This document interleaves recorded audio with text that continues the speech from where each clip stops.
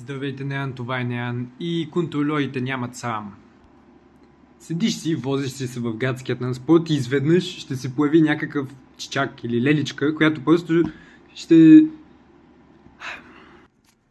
си помисли, че му дължиш някакъв вид възнаграждение, задето те е хванал в това ти твое нарушение. И в повечето случаи ще бъде прав.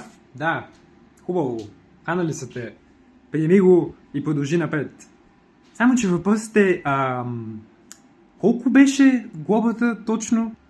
Ако си спомням правилно, допреди 2026 глобата беше нещо от сорта на 3 лева по едно време или 10 лева, но не и 20 евро.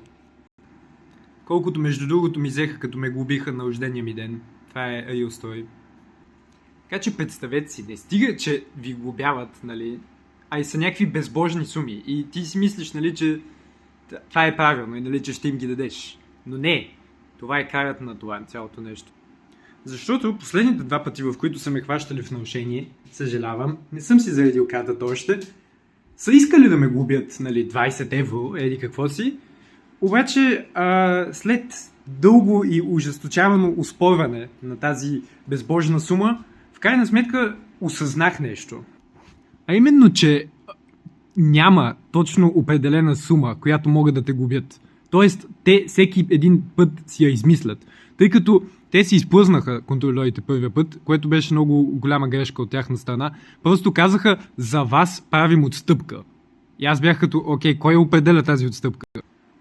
Отстъпка от какво? В смисъл, тази глоба някъде написана ли, че я дължа изобщо?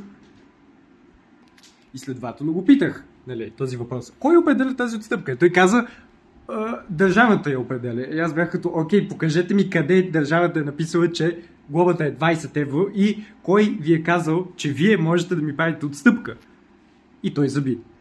Така че да, следващия път, като се опитат да ви глобят, нали, контролери, да знаете, че можете да им дадете на практика и 50 цента и пак да се смята, че глобата ви е изплатена, тъй като няма една определена сума, която трябва да платиш.